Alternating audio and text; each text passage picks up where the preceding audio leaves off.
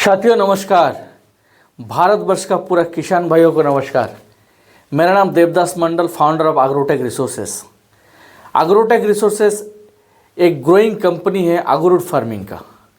आज इस वीडियो में मैं बताने वाला हूँ एक्चुअली एग्रोवुड क्या है और इसको कैसे स्टेप बाय स्टेप एक फार्मर फार्मिंग कर सकते हैं, इसके बारे में आज डिटेल्स में चर्चा करेंगे। तो पहला हम बात करेंगे इस वीडियो में ये एग्रोवुड क्या है। देखिए, एग्रोवुड एक पेड़ के अंदर, जिस पेड़ का नाम है एकुलेरिया मालाकेंसिस, उस पेड़ के अंदर एक प्रकार का रेजिन के माध्यम से ब्लैकवुड बनता है। उसी ब्लैकवुड बहुत सुगंधित होता है, उसी ब्लैकवुड को एग्रोवुड बोला जाता है। जैसे ये मान के चलो एक ट्री है, ये एग्रोवुड का ही ट्री है, एक शाखा है। जिस शाखा के अंदर देखिए ये जो ब्लैकवुड बना है, इस ब्लैकवुड को ही एग्रोवुड बोला जाता है। अब ये ब्लैकवुड जो बनता है दो प्रकार का बनता है, एक नेचुरली बनता है और एक आर्टिफिशियली बनता है। नेचुरली बहुत कम बनता है, इसलिए नेचुरली में हम बात नहीं करेंगे, हम आर्टिफिशियल में बात करेंगे, क्योंकि नेचुरल में बहुत लंबा समय लगता है और हर ट्री में नेचुरली आपका फंगस लगेगा नहीं और नेचुरली ये ब्लैकवुड बनेगा नहीं, एग्रोवुड बनता नहीं है। तो हम अब बात करेंगे जो कि एक फार्मर, एक इन्वेस्टर अगर इन्वेस्टमेंट करता है शॉर्ट टाइम में आर्टिफिशियली इनोकुलेशन करके आर्टिफिशियली एग्रोवुड बना के वो कैसे पैसा इनकम कर सकता है, उसके ऊपर बात करेंगे। तो ओवरऑल यही है, प्रैक्टिकली मैं आपको दिखाता हूँ। ये है एग्रोवुड का एकुलेरिया मालाकेंसिस का ट्री है और इनोकुलेशन हम लोग इनोकुलेशन किए थे, उसको 3 महीने के बाद टेस्टिंग किए। टेस्टिंग करने के बाद ऐसा ब्लैकवुड बना है। वो उसी ब्लैकवुड को, ये जो ब्लैकवुड है इसी को एग्रोवुड बोलते हैं। इसको जब काटिंग करते प्रोसेस करते हैं तो ऐसा एक एग्रोवुड बन के निकल के वाइट पेड़ के अंदर निकल के आ जाता है। ये जो ब्लैक रेजिन है इसी को एग्रोवुड बोलते हैं। इसी का ही कीमत लाखों रुपया मार्केट में इसका डिमांड के हिसाब से, क्वालिटी के हिसाब से बेचा जाता है। 1 लाख से लेके कहीं लाखों रुपया किलो हो जाता है इसका प्राइस। तो ओवरऑल यही है एग्रोवुड। अभी बात करेंगे एग्रोवुड को कैसे हम लोग प्लांटेशन करके एक अच्छा खासा इनकम जनरेट कर सकते हैं as a farmer, as a investor, कैसे उसका स्टेप बाय स्टेप हम लोग बात करेंगे। तो फर्स्ट आज बात करेंगे एग्रोवुड का। पहला चीज़ है, आपको अगर डिसाइड किया आप अगर प्लांटेशन करना है तो पहला चाहिए आपको प्लांट्स, पौधा चाहिए। अभी प्लांट्स की बात बताता हूँ। पहला, प्लांट्स बहुत मायने रखता है। आप कौन सा प्लांट्स, कौन सा बीज को लगा रहे हो, उसी के ऊपर डिपेंड करेगा आपका पौधा कैसे ग्रोथ होगा और कितना जल्दी उसको इनोकुलेशन कर पाओगे, कितना जल्दी हार्वेस्टिंग कर पाओगे। तो मैं सीधा सिंपल बताता हूँ कि अगर प्लांट्स आपको लगाना है तो एक है साइंटिफिकली प्लांट्स होता है, साइंटिफिकल प्लांट्स, एक है नॉन साइंटिफिकल प्लांट्स।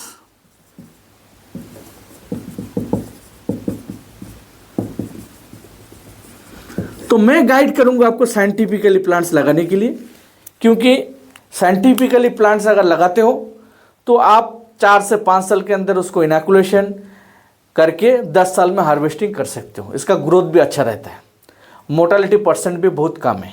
तो मेरा सलाह रहेगा कि ऐसे प्लांट्स आप लगाइए, सस्ता प्लांट आप मत लगाइए, अच्छा प्लांट लगाइए और जल्दी उसको इनोकुलेशन करके हार्वेस्टिंग करके पैसा आप अर्न कर सकते हो।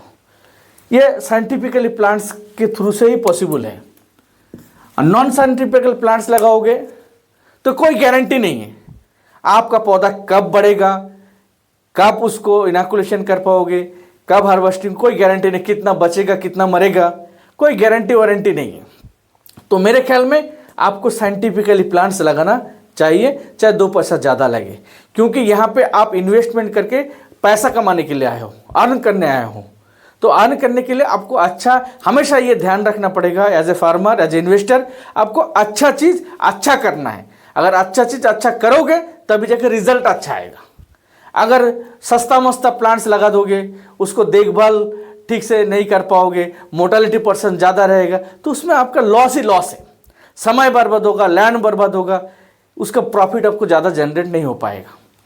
तो नेक्स्ट ये हो गया, प्लांट्स के बारे में बता दिया। अभी नेक्स्ट मैं बात करूँगा, हमेशा सबका फ़ोन आता है मेरे पास कि प्लांटेशन करेंगे कैसे, किस तरीके से प्लांटेशन करेंगे। तो आज इस वीडियो में मैं बारीकी से बारीकी बताने वाला हूँ प्लांटेशन कैसे करना है, एवरीथिंग। अभी अखरोट का प्लांटेशन कैसे करें। देखिए, अखरोट का प्लांटेशन करने से पहले सबसे मेन टॉपिक है आपका सॉइल। सॉइल के बारे में जानिए, आपका मिट्टी कैसा है। आपका सॉइल को अगर बड़ा प्लांटेशन कर रहे हो, 1 एकड़, आधा एकड़, 2 एकड़, 3 एकड़, तो सॉइल का टेस्ट एक बार ज़रूर करवा लीजिए।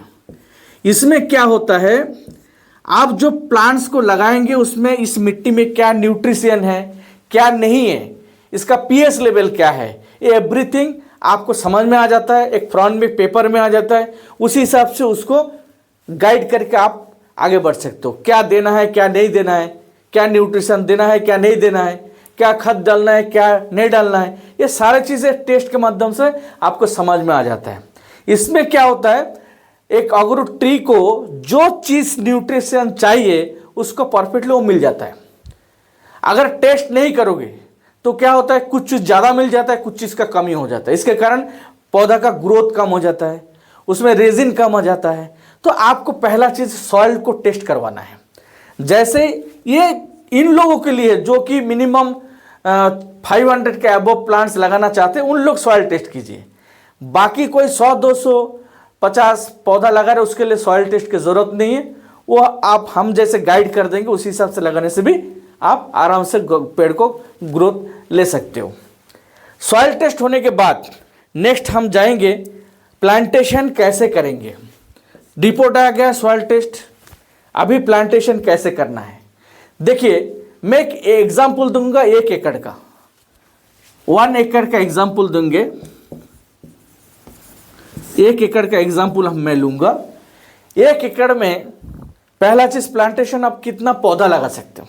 देखिए, मिनिमम अगर आप इंटरक्रॉप नहीं करना चाहते हो, कोई इंटरक्रॉप नहीं है, खाली अखरोट का ही प्लांटेशन, और मेरा सलाह रहेगा इंटरक्रॉप करके आपका जमीन को बर्बाद मत करो, क्योंकि उससे ज़्यादा प्लांट लगा सकते हो, और ज़्यादा प्लांट लगाने से ज़्यादा मुनाफा आएगा, ज़्यादा प्रॉफिट आएगा, क्योंकि वो प्रॉफिट आपके इंटरक्रॉप नहीं दे पाएगा।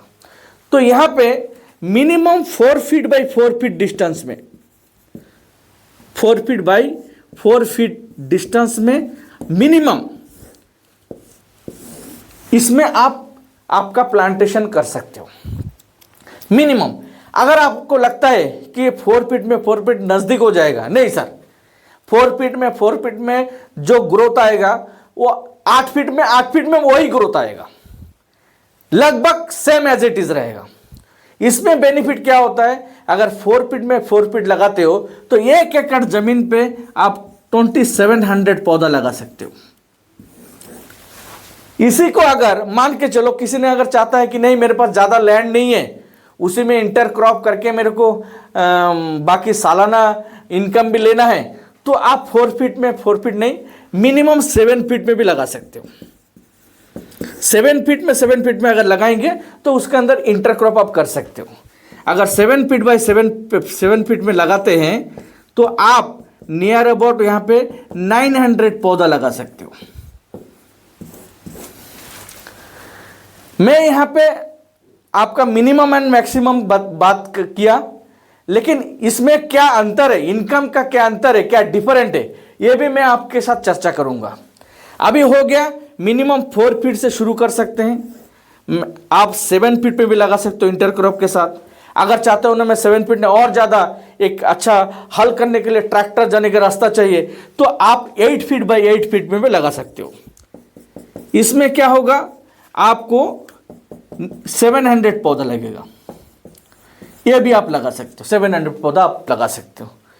तो 5 फीट में 5 फीट में लगा सकते हो, तो उसी हिसाब से कैलकुलेशन। अभी देखिए, जितना पौधा ज़्यादा लगाओगे उतना ज़्यादा बड़ा रिटर्न आपको मिलेगा, क्योंकि 700 पौधा आपको 2700 पौधा का रिटर्न नहीं दे सकते। वो मैं बाद में बताऊंगा। पहला प्लांटेशन की बात करते हैं, तो ये पहला चीज है कि इतना फीट बाय इतना फीट पे लगाना है। नेक्स्ट मैं बात करूंगा आप लोगों से कि आपको गड्ढा कितना खोदना है, लगाना कैसा है, उसमें क्या डालना है, इसके ऊपर बात करते हैं। आपको प्लांटेशन, अगरूट प्लांटेशन के लिए जो गड्ढा खोदना है वो मिनिमम 2 फीट गहराई होना चाहिए, 2 फीट, चारों तरफ से 2-2 फीट का होना चाहिए, मिनिमम 2-2 फीट का चारों तरफ से होना चाहिए मिनिमम। एक गड्ढा आपको खोदना पड़ेगा, चाहे आप 4 फीट में लगाइए, चाहे 8 फीट में लगाइए, चाहे 5 फीट में लगाइए या 7 फीट डिस्टेंस में लगाइए, आपको गड्ढा मिनिमम 2 फीट खोदना है। अभी बात करते हैं गड्ढा में देना क्या है। अभी देना क्या है वो तो पहला चीज सॉइल टेस्ट के ऊपर डिपेंड करेगा, आपको देना क्या है। नॉर्मली इस गड्ढा को क्या करना है, आप इसके अंदर डाल सकते हो 2 फीट बाय 2 फीट खोदने के बाद वो जो मिट्टी निकलेगा उस मिट्टी के साथ मिलाना है। क्या है, minimum 2 kilo 2 KG vermi compost. Vermi compost आप डाल सकते हो 2 किलो। यहां पे बहुत सारे लोग बोलते हैं वर्मी कंपोस्ट अवेलेबल नहीं है, हमारे पास गोबर खाद है, तो गोबर खाद भी डाल सकते हो, ज्यादा से ज्यादा 4 केजी। एक साथ ज्यादा नहीं डालना है, एक साथ ज्यादा ना वर्मी कंपोस्ट डालना है ना आपको गोबर खाद डालना है, और कोई रासायनिक खाद अभी डालना ही नहीं इसमें। तो 4 केजी गोबर का खाद आप इसमें डाल सकते हो। डालने के बाद इस मिट्टी, जो मिट्टी निकलेगा यहां से, इस मिट्टी से मिलाना है इसको। मिलाने के बाद उसी मिट्टी में आपको नीम ऑयल डालना है। नीम ऑयल दिमाग के लिए, नीम ऑयल आपको डालना है, कीड़ा वीड़ा आपका पौधा का जड़ खा ना डाले, इसलिए आपको नीम ऑयल डालना है। कितना डालना है, नीम ऑयल, या मान के चलो कोई भी पॉइजन टाइप का कीड़ा मारने वाला, फॉरेट, ये सब वगैरह वो डाल सकते हो। कितना, नीम ऑयल डालने से आप 10 ml पर ट्री डाल सकते हो, पर प्लांट 10 ml 10 ml नीम ऑयल आप डाल सकते हो एक एक प्लांट के लिए। अभी ये गड्ढा खोदने के बाद ये सारा चीज, वर्मी कंपोस्ट हो, गोबर खाद हो, नीम ऑयल हो, इसको इस गड्ढे में डाल के मिला के डाल के इसको बंद करके रखना है। कितना दिन, आप 5 दिन बंद करके रख सकते हैं, 10 दिन बंद करके रख सकते हैं, या 15 दिन भी बंद करके रख सकते हैं। पूरा गड्ढा को बंद कर देना है। उसके बाद आपको पौधा रोपण करना है। पौधा कैसे रोपण करते हैं, पौधा को लोग, बहुत सारे लोग पूछते हैं इतना बड़ा गड्ढा खोदेंगे तो पौधा तो इतना 2 फीट 2.5 फीट 3 फीट होता है, तो कैसे लगाएंगे, तो वो आज क्लियर करवा दे रहा हूं इस वीडियो के अंदर। आपको पौधा का काला पॉलीथीन निकालने के बाद 6 इंच अंदर डालना है, 6 इंच अंदर डालना है। काला पॉलीथीन को 6 इंच अलग डालना है मिट्टी के अंदर, और डालने के बाद आपको प्लांटेशन इतना 6 इंच गड्ढा खोद के आपको वो काला पॉलीथीन इसके अंदर डाल के, 6 इंच काला पॉलीथीन आपका मिट्टी लेवल का अंदर रहेगा, फिर उसको बंद कर दीजिए। अभी हो गया प्लांटेशन कंप्लीट हो चुका है। अभी आपको ध्यान रखना है क्या चीज, पेड़ को ध्यान रखना है कौन सा पेड़ में क्या सिचुएशन बन रहा है, कोई पेड़ मोर्टालिटी हो रहा है या नहीं, मर रहा है या नहीं, और मर रहा है तो उसको क्यों मर रहा है, इसके ऊपर सलाहकार से, एग्रोटेक रिसोर्स से आप बात कर सकते हो। ये ओवरऑल हो गया आपका प्लांटेशन कैसे करना है, प्लांटेशन है। अभी हम बात करेंगे प्लांटेशन होने के बाद उसको कैसे देखभाल करना है, उसको टेक केयर कैसे करना है, उसको मेंटेनेंस कैसे करना है, उसके ऊपर बात करेंगे। देखिए, पहला, जैसे आप प्लांट्स को लगा देते हैं, प्लांट्स को लगाते हैं, उसके बाद आपको हमेशा ध्यान रखना है, क्योंकि प्लांट्स के चारों तरफ थोड़ा साफ सुथरा रखना है। दूसरा चीज, ज़्यादा से ज़्यादा क्या होता है, प्लांट्स नीचे से, जड़ से मोर्टालिटी शुरू होता है। अगर जो भी मोर्टालिटी होता है नीचे से शुरू होता है। नीचे से शुरू होने का रीज़न है कि 2 चीज़ में मेन टॉपिक है, बारिश के टाइम में अगर पानी जमा होकर रहेगा लंबा समय तक, रुक जाएगा उसके चारों तरफ, जड़ के चारों तरफ, तो धीरे धीरे ये पौधा सड़ने लगेगा। सड़ने के बाद ये मर जाता है। दूसरा चीज़, अगर ये सही है, इसीलिए पानी जैसे जमा ना हो, इसीलिए मिट्टी को ऐसा स्लोपिंग कर दीजिए। मिट्टी को स्लोपिंग करने से पानी जमा नहीं होगा, और जमा होगा तो दूर में जमा होगा, जिसके कारण पौधा मरेगा नहीं। नेक्स्ट है, ये हो गया बारिश के टाइम। दूसरा है, अंदर अगर कोई कीड़ा हुई दिमाग अगर खाता है तो भी ये सड़ जाता है, मर जाता है। इसको भी ध्यान रखना ज़रूरी है, ठीक है। नेक्स्ट है, साफ सुथरा रखना है। ये हो गया बारिश के सीज़न, अगर प्लांटेशन करते हैं तो बारिश के सीज़न में ध्यान देना पड़ेगा। नेक्स्ट, बारिश के बाद देखिए इस पेड़ को पानी की आवश्यकता है। इस ट्री को, अखरोट पौधा को पानी की आवश्यकता होता है। जैसे बारिश खत्म होगा तो ये जो मिट्टी में लगा हुआ है, ये मॉइस्चराइजिंग रखने के लिए, नमी रखने के लिए आपको पानी का व्यवस्था करना पड़ेगा। ड्रिपिंग कीजिए, नाली का सिस्टम कीजिए, पानी का व्यवस्था चाहिए। मिनिमम 3 साल अगर पानी देते तो पेड़ का ग्रोथ अच्छा रहता है, लेकिन 2 साल तो पानी आपको मोस्ट देना ही पड़ेगा। जैसे मान के चलो बारिश खत्म होगा तो उसको पानी के लिए इसको व्यवस्था करना है, पानी आपको देना है, हमेशा ध्यान रखना है। और गर्मी के मौसम, पहला साल, फर्स्ट ईयर जो गर्मी का मौसम है, समर का जो टाइम है, उसी सीजन में थोड़ा सा ध्यान रखना पड़ेगा कि हर जगह में एक ही जैसा टेम्परेचर नहीं है। तो पहला साल इसको क्या करना है, जहाँ पे ज़्यादा टेम्परेचर है, 40 डिग्री एंड अबव टेम्परेचर है, इस ट्री को क्या करना है, ग्रीन नेट से ढक देना है। तो समर के समय में जहाँ पे ज़्यादा टेम्परेचर है, 40 डिग्री एंड अबव है, तो क्या करना है आपको, पहला साल एक करना ही है, 3 ठो लकड़ी को लगाओ, ऐसा करके 3 ठो लकड़ी को लगा दो। लगाने के बाद नीचे से मान के चलो आधा, हाफ 6 इंच 10 इंच खाली रखो, और ऊपर से एक कपड़ा, ग्रीन नेट हो, कपड़ा हो, इसको ढक देना है। डायरेक्ट सनलाइट जैसे इस पौधा के ऊपर, पेड़ के ऊपर, पौधा के ऊपर ना पड़े। इसके कारण क्या होगा, पौधा में पानी जो दोगे वो नमी भी बरकरार रहेगा, और जो प्लांट्स आप लगाए हो उसका जो हाई टेम्परेचर है, वो टेम्परेचर से वो कम टेम्परेचर मिलेगा, कम से कम 4-5 डिग्री कम मिल जाएगा। उसके कारण धूप में उसको कोई प्रॉब्लम नहीं कर सकता है। लेकिन हमेशा ध्यान देना है आपको, पानी का व्यवस्था सही रखना पड़ेगा आपको। पानी टाइम टू टाइम उसको देना है, नमी रखना है। मिट्टी को मिनिमम, वो जो ट्री लगा हुआ है, जो 2 फीट का गड्ढा खोदे हो, वो 2 फीट का गड्ढा थोड़ा सा नमी होना चाहिए। लोग क्या करते हैं, ज़्यादातर लोग पानी तो दे देते हैं, लेकिन ये ध्यान नहीं रखते हैं पानी कितना नीचे तक नमी है, ये ध्यान नहीं देते हैं। क्योंकि मिनिमम आपको 1 फीट नीचे तक तो नमी होना ही चाहिए, तब जाके पौधा मरेगा नहीं, सड़ेगा नहीं, अच्छा ग्रोथ करेगा। तो ये गर्मी के सीजन में ये चीज़ आपको ध्यान में रखना पड़ेगा। नेक्स्ट हम बात करते हैं, ये हो गया उसका मेंटेनेंस। अभी जैसे इसको 6 महीना हुआ, ट्री जैसे 6 महीना होता है, तो उसके बाद क्या किया जाता है, हर 6 महीने में अखरोट प्लांट्स को फिनिशिंग की जरूरत होता है। देखिए जैसे मान के चलो एक ट्री है, यहां से डाली, यहां से डाली, यहां से डाली, यहां से डाली, यहां से डाली, ऐसा ऐसा ऐसा करके ट्री रहता है, छोटा प्लांट। लेकिन हर 6 महीने में, क्योंकि इस प्लांट्स को लंबा बनाना है, इस ट्री को लंबा बनाना है, तो हर 6 महीने में जो छोटा छोटा डाली रहता है, इसको आपको फिनिशिंग करके कटिंग कर देना है। ये सब कटिंग, थोड़ा सा ऊपर रखना है और बाकी कटिंग कर देना। हर 6 महीने में ये काम आपको करना है, कटिंग करके फिनिशिंग कर देना है कि पेड़ को लंबा कर सके। दूसरा चीज़, जब पौधा को आप लगाते हो, प्लांटेशन करते हो, तो साथ में एक छोटा सा लकड़ी भी इसके साथ में पोत दिया करो, और उस लकड़ी के साथ इसको बांध दिया करो। कोई भी हवा आया, कोई भी छोटा मोटा तूफान आया, तो उसमें कोई दिक्कत नहीं होगा, पौधा खड़ा रहेगा। और पौधा को हमेशा खड़ा रखना है आपको, कहीं ना कहीं लकड़ी, ऐसा लकड़ी को लगा के, पोत के, एक बाम्बू को भी पोत के उसके साथ बांध के रख सकते हो।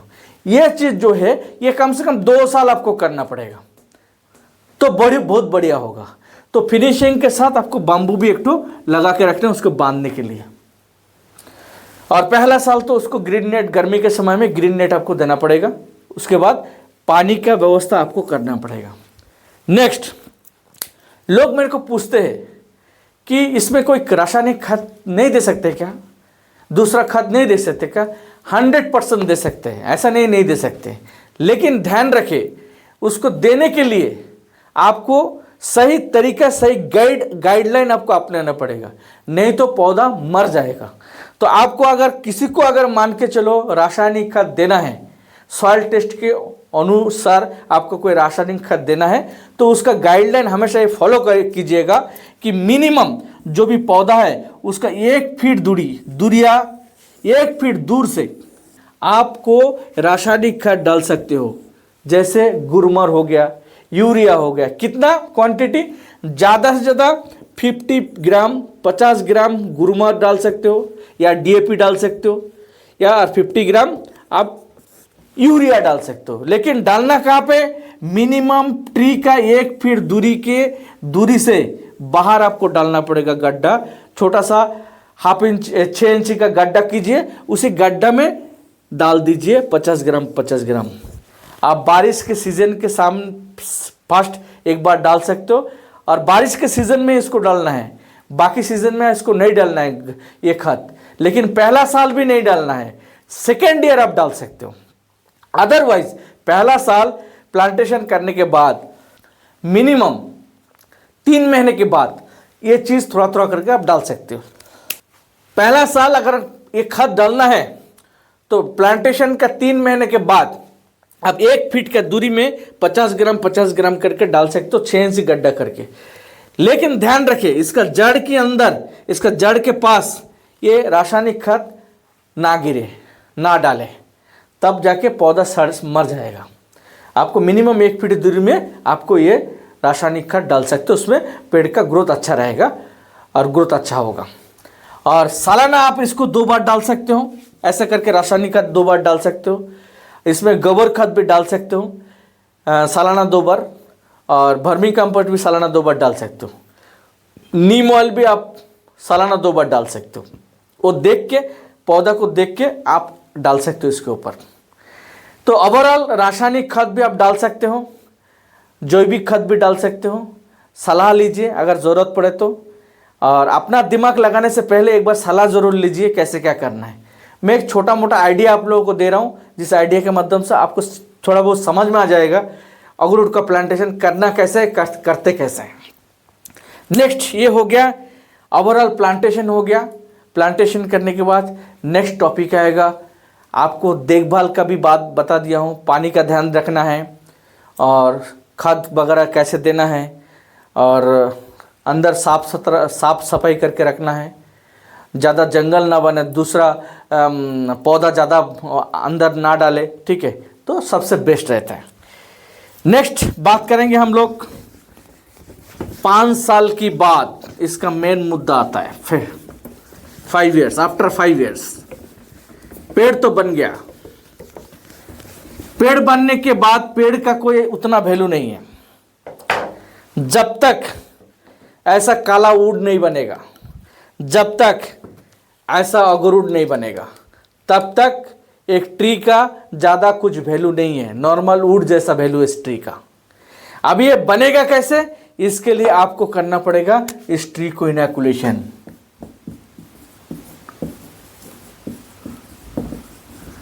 ये क्या होता है? इनैकुलेशन का मतलब है इस ट्री को मेडिसिन दिया जाता है। मान के चलो ये ट्री है, ये ट्री को मेडिसिन डाला जाता है, इसके अंदर होल करके मेडिसिन डाला जाएगा। ये मेडिसिन क्या काम करते हैं लोगों को पता नहीं। लोग बोलते हैं medicine that means fungus. No sir, ये एक जैविक मेडिसिन है। ये आर्टिफिशियल इसको बनाया गया है, बहुत सारा जैविक केमिकल के माध्यम से बनाया गया है। इसका पैटर्न रहता है ये केमिकल्स, ठीक है। जैसे हम लोग अखरोट का इनैकुलेशन करते हैं तो बहुत सोच विचार करके हम लोग करते हैं, क्योंकि बहुत सारे कंपनी इससे पहले इनैकुलेशन करके फेल हो चुका है, लेकिन हम लोग सक्सेसफुली इनैकुलेशन करते हैं। ये आप लोगों के सामने है। हम लोग 3 महीने में आपको इनैकुलेशन करके दिखा देंगे, इसमें रेजिन आता है। एक्चुअली क्या है, इस ट्री के अंदर एक प्रकार रेजिन है, वो ट्री के अंदर ही रहता है रेजिन। अभी जैसे हम लोग इनोकुलेशन के टाइम में 4 ईयर्स एंड 5 ईयर्स में जब यहाँ पे मेडिसिन डालेंगे, उस ट्री के अंदर जो रेजिन है उस रेजिन को यहाँ खींचेगा, इस मेडिसिन यहाँ पे खींचेगा। देखिए बारीकी से मैं आपको समझने के लिए कोशिश कर रहा हूँ। ये जो मेडिसिन दवाई किया जाता है इसके माध्यम से क्या होता है, इस ट्री के अंदर जो रेजिन है वो रेजिन यहाँ पे इस केमिकल वो खींचता है, खींच के रेजिन को एक जगह करता है। एक जगह करने के बाद ये धीरे धीरे धीरे धीरे धीरे धीरे ये 1 साल 2 साल 3 साल 4 साल 5 साल जितना समय लेट करोगे इनोकुलेशन के बाद उतना अच्छा क्वालिटी का माल निकलेगा। मान के चलो जो इनोकुलेशन किए 3 साल में हार्वेस्टिंग के जो प्रोडक्ट निकलता है, जो अगरूट निकलता है, वो अगर वही माल अगर 4 साल में हार्वेस्टिंग कर तो अच्छा माल आएगा, 5 साल में करोगे और अच्छा आएगा, 6 साल में करोगे और अच्छा आएगा, 7 साल में करोगे और अच्छा रहेगा। इनोकुलेशन के करने के बाद जितना समय ट्री को दोगे ग्रोथ करने के लिए उतना अच्छा अगरूट, ये चिप्स अगरूट का ये लकड़ी आपको इस ट्री से मिलेगा। तो ओवरऑल क्या है, ये मेडिसिन दिया जाता है उस रेजिन को इकट्ठा करने के लिए, और करने के बाद इसी को इनोकुलेशन बोलते हैं, आर्टिफिशियल इनोकुलेशन। अब ये इनोकुलेशन के लिए बहुत सारे लोग सोचते हैं कि सर बहुत सारे कंपनी बोलते हैं बहुत कम खर्चा होता है, कम पैसा में हो जाता है। सर नो सर, मिनिमम अगर एक ट्री में कैलकुलेशन बता देता हूँ, प्रैक्टिकल कैलकुलेशन है ये हमारा। एक ट्री में अगर एक होल होता है तो उसी एक होल के पीछे मिनिमम आपको 1000 से लेके 1500 तक के खर्चा आएगा मेडिसिन में। 1000 से लेके मिनिमम 1500 रुपया एक एक होल के पीछे खर्चा आएगा। अगर एक ट्री लंबा हो के मान के चलो 20-30 फीट लंबा हो गया, अगर 1 फीट डिस्टेंस में अगर गड्ढा होल करते हैं, मेडिसिन डालते हैं, तो नियर अबाउट एक ट्री में 10 से लेके 20 होल अगर होता है तो आप कैलकुलेशन कर लीजिए। एक ट्री में अगर 1000 रुपया में भी खर्चा होता है एक होल में, अगर 20 होल होता है तो यहाँ पे 20,000 इनोकुलेशन के पीछे खर्चा होता है। लेकिन इसी जो 20,000 रुपये इनोकुलेशन के लिए खर्चा हुआ, अगर 10 होल होता है, 10 जगह में मेडिसिन दिया जाता है, तो यहाँ 10 होता है तो मिनिमम 10,000 रुपये खर्चा, मिनिमम। उससे ज़्यादा भी होता है अगर सही ढंग से आप इनोकुलेशन करना चाहते हो तो। अगर फेक इनोकुलेशन करना चाहते हो तो आप आने वाले समय में आप खुद पछताओगे ट्री लगाने के बाद, ठीक है। ऐसा बहुत सारा रिजल्ट इंडिया में है। और हम आपको प्रैक्टिकली इनोकुलेशन होने के बाद 3 महीना में आपको इनोकुलेशन होने के बाद हम लोग आपको काट के दिखा देंगे कि रेजिन, ब्लैक रेजिन धीरे धीरे इकट्ठा हो रहा है। ये प्रूव करके हम लोग एग्रोटेक रिसोर्सेज आपको दिखा सकते हैं। तो ये ओवरऑल एक ट्री के पीछे इनोकुलेशन के पीछे 15 से 20,000 रुपये खर्चा है। अभी ये खर्चा अगर एक फार्मर कर सकता है तो वेल एंड गुड, वो बहुत पैसा कमा सकता है। नेक्स्ट, अगर मान के चलो इतना पैसा आप खर्चा नहीं कर पाओगे तो हमारा साथ आप हाथ मिलाइए, एग्रोटेक रिसोर्सेज के साथ हाथ मिलाइए। आपका जो चीज़ आप नहीं कर सकते हो वो चीज़ एग्रोटेक रिसोर्सेज आपको करके देगा। उसके बदले में हमको कुछ देना है। क्या देना है? मिनिमम हम लोग 30% से लेके 50% तक हम लोग प्रॉफिट शेयर करते हैं। प्रॉफिट शेयर मतलब ट्री का जो पेमेंट होता है, हार्वेस्टिंग के समय में जो पेमेंट होता है, ट्री का वैल्यू होता है, जो अगरूट का प्राइस बनता है, उसे अगरूट का प्राइस से आपको 30 से लेके 50% हम लोग चार्ज करते हैं। मान के चलो 50% का एग्जाम्पल देता हूँ। एक ट्री का वैल्यू मान के चलो 2 लाख रुपया हुआ, 2 लाख रुपये का अगरूट आया एक ट्री के अंदर, तो 50% 1 लाख रुपये कंपनी लेगी, 1 लाख रुपये आपको मिलेगा।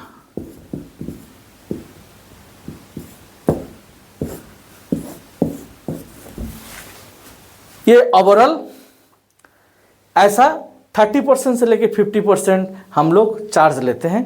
अलग अलग समय में, अलग अलग एरिया में, अलग अलग जगह में, प्लांटेशन के ऊपर डिपेंड करता है हम कितना परसेंट लेते हैं। वो आप हमारे कंसल्टिंग नंबर के साथ बात करके आप जानकारी ले सकते हो एवरीथिंग।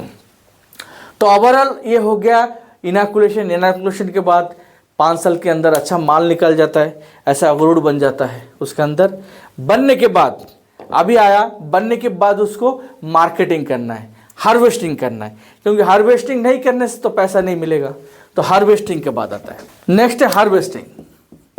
अभी अखरोट ट्री में माल भी बन गया, अखरोट भी रेडी हो गया, अभी उसको हार्वेस्टिंग करना है। हार्वेस्टिंग मतलब ऐसे ट्री काट के उसके अंदर जो ब्लैक रेजिन वाला ट्री है, जो ये ब्लैक वाला रेजिन, इसको फिनिशिंग करके निकलना है। अभी इसके लिए स्किल लेबर की ज़रूरत है, इसके लिए भी इन्वेस्टमेंट होता है। 1 किलो ऐसा 1 किलो माल आपको हार्वेस्टिंग के लिए मिनिमम 10 से 15 हज़ार रुपये खर्चा होता है। 1 किलो माल अखरोट को फिनिशिंग करके निकालने के लिए 10 से 15 हज़ार रुपया खर्चा होता है। अगर एक ट्री में 2 किलो 3 किलो माल आए तो मिनिमम आप कैलकुलेशन कर लीजिए कितना हार्वेस्टिंग में खर्चा होता है। अभी इसमें भी अगर ये खर्चा आप as a farmer, as a investor आप कर सकते हो, वेल एंड गुड। अगर नहीं कर सकते हो तो हमारा वो जो 30 से 50% का जो कंडीशन है, उस कंडीशन में आप कर सकते हो। तो ओवरऑल हार्वेस्टिंग का पार्ट ये है। हार्वेस्टिंग के बाद आएगा मार्केटिंग।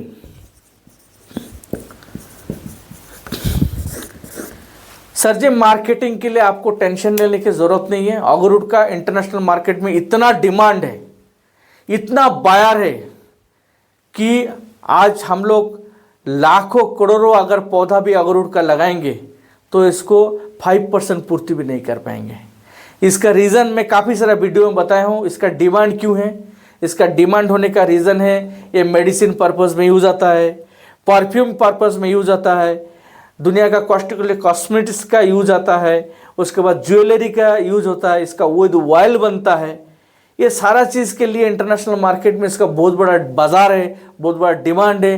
तो मार्केटिंग के लिए कोई प्रॉब्लम नहीं है। सीधा आप लोग हमारा कंपनी एग्रोटेक को आपका माल दे सकते हो। हम लोग आपको सही रेट, मार्केट के हिसाब से सही रेट आपको प्रोवाइड करेंगे। ये वादा रहा आप लोगों के साथ। जे एग्रोटेक रिसोर्सेस आपको सही समय का, सही डिमांड का, सही प्रोडक्ट का सही मूल्य आपको देंगे, और उसी में कंपनी को भी प्रॉफिट है और आपको भी प्रॉफिट है। अभी बात करेंगे, ये हो गया ओवरऑल हार्वेस्टिंग। अभी बात करते हैं, हार्वेस्टिंग मार्केटिंग भी कंप्लीट हो चुका है। अगर 1 एकड़ प्लांटेशन हम करते हैं तो उसमें हम क्या मुनाफा ले सकते हैं, क्या बेनिफिट ले सकते हैं 10 साल के अंदर, इसके ऊपर बात करेंगे। सीधा मुद्दा प्रॉफिट के ऊपर बात करते हैं। 1 एकड़ वाई अखरोट फार्मिंग, क्यों अखरोट का फार्मिंग करना है, इसके ऊपर बात करते हैं। तो अभी बात करेंगे, अगर 1 एकड़ अखरोट का फार्मिंग करते हैं तो कितना प्रॉफिट, कितना मुनाफा हम 10 साल के अंदर कमा सकते हैं, जो कि दूसरा खेती हमको दे सकता है। ये ध्यान रखने का ज़रूरी है। तो आज आपको प्रैक्टिकली एक चीज़ में ग्राफिकली दिखाने वाला हूँ। 1 एकड़ का एग्जांपल। सर 1 एकड़ में अगर आप प्लांटेशन करते हो, आप मिनिमम 4 फीट इंटू 4 फीट में अगर प्लांटेशन करते हो तो 2700 प्लांट्स को आप लगा सकते हो। 2700 प्लांट। मैं क्यों बोला 4 इंटू 4, क्यों नहीं बोला 8 इंटू 8 फीट, ये भी बात यहाँ पे कर लेते हैं। अगर 2700 प्लांट को लगाते हैं, फॉर एग्जाम्पल एक एक पौधा में, एक एक ट्री में नहीं होने से भी 1 किलो माल आपको मिला।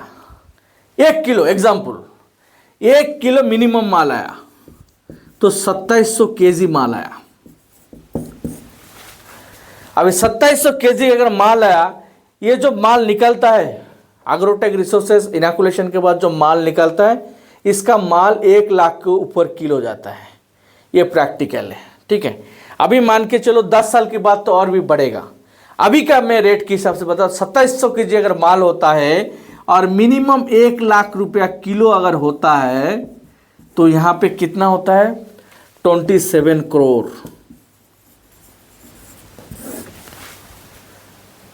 अभी बात करते हैं 1 एकड़ में 27 करोड़ रुपये आपको मिला। अभी डिवाइड कर देते हैं। मान के चलो कंपनी आपसे 50% के साथ एग्रीमेंट किया, कंपनी इनैकुलेशन का खर्चा, हार्वेस्टिंग का, मार्केटिंग का पूरा खर्चा ले लिया, आपको खाली प्लांटेशन का खर्चा करना है। वो भी कितना करना है वो भी दिखाता हूँ। अभी 27 करोड़ जो मिला, इसका 50% अगर कंपनी ले लिया और 50% अगर आपको मिला, तो भी 27 करोड़ का आपको अगर मिलता है तो 27 करोड़ का हाफ कितना होता है? 13.5 करोड़।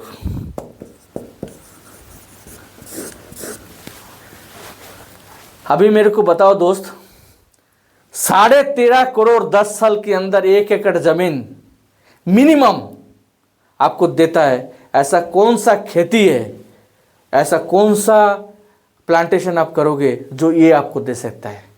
दोस्त, अगरूट प्लांटेशन आपको दे सकता है, ये दावा के साथ बता रहा हूं। इसके ऊपर आप बहुत सारा चीजें सर्च करके देखिए, इसका दुनिया का रिक्वायरमेंट सर्च करके देखिए, वांटिंग सर्च करके देखिए, कितना डिमांड सर्च करके देखिए, इसका प्राइस क्या सर्च करके देखिए। सारा चीज सर्च करने के बाद आप एक बार इसको भी फॉलो कर लीजिएगा।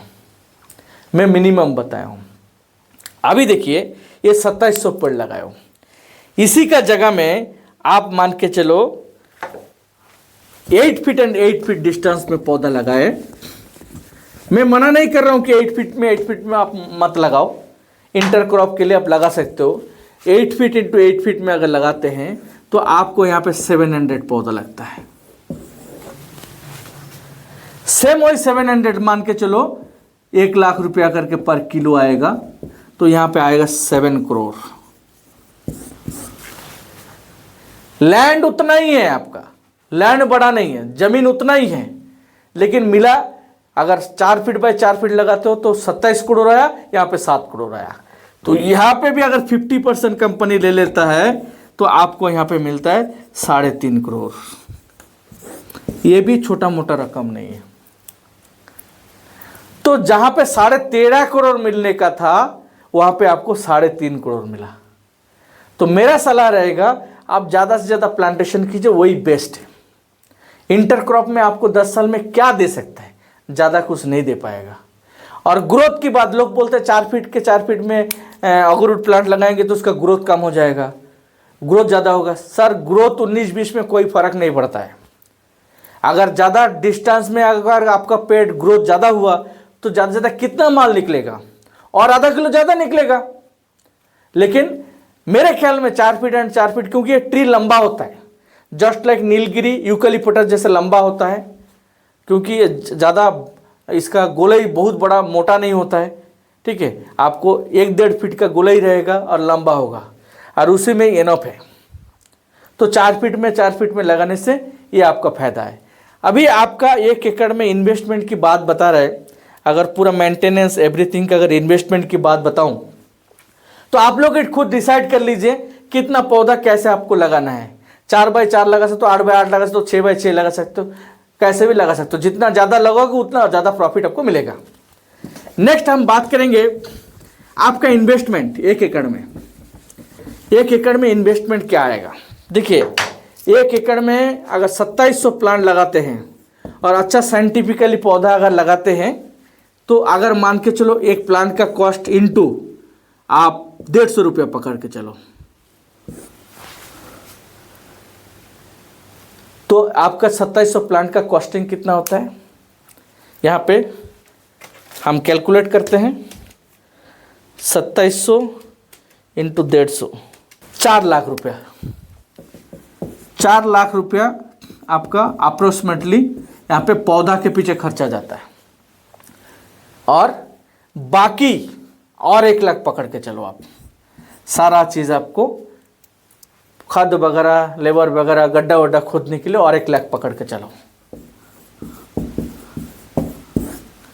हो गया 5 लाख। 2700 पर को सालाना मान के चलो, आपका ज़्यादा मेंटेनेंस का खर्चा नहीं है, तब भी मान के चलो ईयरली 25,000 का आपका खर्चा पकड़ लेके चलो 1 एकड़ में। तो इनटू मान के चलो कब तक? इनैकुलेशन से पहले, उसके बाद खर्चा नहीं है, तो मान के चलो 4 साल हो गया 4 ईयर्स, तो यहाँ पे और 1 लाख हो गया, तो और 1 लाख जोड़ दीजिए। सर यहाँ पे 6 लाख रुपए टोटल ओवरऑल खर्चा हुआ आपका, और इसके अगेंस्ट में आपको कितना मिलता है? 13.5 करोड़ पूरा प्रॉफिट छोड़ के, बाट बूट के 13.5 करोड़ रुपया आपको प्रॉफिट मिलता है 1 एकड़ में। यही है अगरूट फार्मिंग, इसीलिए अगरूट का फार्मिंग करना है। 5 लाख रुपया से 6 लाख रुपया इन्वेस्टमेंट करके 10 साल में आप ही की आंखों के सामने एवरीथिंग होने वाला है, और मिनिमम 13.5 करोड़ से लेके 15 करोड़ 20 करोड़ भी आपको मुनाफा इस अगरूट का 1 एकड़ का खेती दे सकता है। ये एक बहुत बड़ा ग्रीन एसेट है,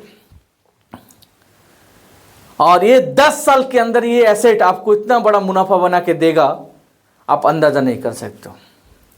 ओवरऑल अंत में मैं एक बात बताऊं कि इन्वायरमेंट आज की डेट में भारतवर्ष का इन्वायरमेंट बहुत खराब हो चुका है। गर्मी दिन ब दिन बढ़ रहा है, ऑक्सीजन का लेवल कम हो रहा है, और अगर अगरूट का फार्मिंग आप ग्रीन एसेट सोच के इस वातावरण को अगर 1 एकड़ का ट्री देते हो, तो उस बदले में आपको जो मिलेगा आप कभी अंदाज़ा नहीं कर सकते। शुक्रिया आपका, ये धरती माँ, ये जगत जननी, वो भी आपको शुक्रिया अदा करेगा इतना ट्री। क्योंकि हम आम इंसान नॉर्मली ट्री लगाते नहीं हैं, क्योंकि उसमें कोई फ़ायदा नहीं है, ज़मीन खराब करके कोई मतलब नहीं। लेकिन ये अगर करते हैं तो उसमें 2 प्रकार का बेनिफिट है, आपका फाइनेंशियल बेनिफिट भी होगा, और ये धरती माँ को जो चीज़ मिलना चाहिए इन्वायरमेंट को ट्री से, वो आप सहयोग कर रहे हो, वो दे रहे हो, उसके बदले में आपको बहुत बड़ा मुनाफा मिलेगा, जो आप देख नहीं पाओगे लेकिन एहसास कर पाओगे धीरे धीरे। आज एग्रोटेक रिसोर्सेस दुनिया के ऐसे कंपनी है, क्योंकि लाखों अगरूट फार्मिंग कर चुका है, ट्री लगा चुका है, इंडिया का हर स्टेट में लगा चुका है, और धीरे धीरे हमारा कम्युनिटी भी बढ़ रहा है, लोग धीरे धीरे आ रहे हैं अगरूट फार्मिंग के लिए, और लोग जानने के लिए भी कोशिश कर रहा है, और उसके अंदर बहुत सारा क्वेश्चन भी लोगों को रहता है। मेरे कहने का मतलब दोस्त, क्वेश्चन को आंसर ढूंढो, लेकिन अगरूट फार्मिंग करो, ये आपको आर्थिक आज़ादी दे सकता है। अंत में और छोटा सा एक चीज़ बताने वाला हूँ। एज ए फार्मर, छोटा फार्मर, मिडिल क्लास फार्मर की बात बता रहा हूँ, हम लोग क्यों अगरूट का फार्मिंग करें। दोस्त, सालों साल खेती कर रहा है, लेकिन आज अगर खुद को झांकेंगे ना, हमारे पास 10 एकड़ 5 एकड़ 20 एकड़ लैंड है, ज़मीन है, लेकिन खुद को अगर झांकेंगे अकाउंट में 50,000 रुपये नहीं है। आपको बच्चे के लिए, हमारे बच्चों के लिए अच्छा एजुकेशन दिलाने के लिए हमारे पास पैसा नहीं है। अच्छा कोई मेडिकल केस, अगर बड़ा मेडिकल केस बन जाता है तो भी हमारे पास पैसा नहीं है। हम एवरीथिंग डिपेंड गवर्नमेंट के ऊपर डिपेंड होता है। दोस्त, अगरूट फार्मिंग इसीलिए करना है, आपका आने वाला पीढ़ी के लिए करना है, आने वाला 10 साल के बाद करना है, आने वाला बच्चे के लिए करना है, ये खुद के लिए भी करना है। 10 साल ज़्यादा समय नहीं लगता है, देखते देखते 10 साल हो जाता है। लेकिन ये जो दे सकता है आपको, ये मिट्टी जो दे सकता है आपको अगरूट के माध्यम से, दुनिया का कोई खेती नहीं दे सकता है। लेकिन ध्यान रखें, इसका मतलब ये नहीं कि अगरूट का ही खेती करना है, बाकी खेती छोड़ देना है। रोजी रोटी जीने के लिए हमको बाकी खेती करना पड़ेगा। उसके साथ मैं निवेदन करूंगा छोटे छोटे किसान को, मिडिल क्लास किसान को, छोटे छोटे इन्वेस्टर को, आप लोग 100-200 पौधा से शुरू कर सकते हो। आपको 1 एकड़ 10 एकड़ करने की जरूरत नहीं है। 100-200 पौधा के साथ शुरू कीजिए, धीरे धीरे आप आगे जाइए, आगे बढ़िए। तो बहुत बहुत शुक्रिया, बहुत बहुत धन्यवाद सभी को, मेरे भारतवासी और भारत का पूरे किसान भाइयों को मेरा नमस्कार, हार्दिक तहे दिल से प्रणाम। आप लोग अगरूट खेती के बारे में और जानकारी लें, और जानकारी लेने की कोशिश करें, लेकिन ज़रूर अगरूट खेती कीजिए। ये एक अपॉर्चुनिटी हमारे लिए, इसको मिस नहीं करना है। धन्यवाद।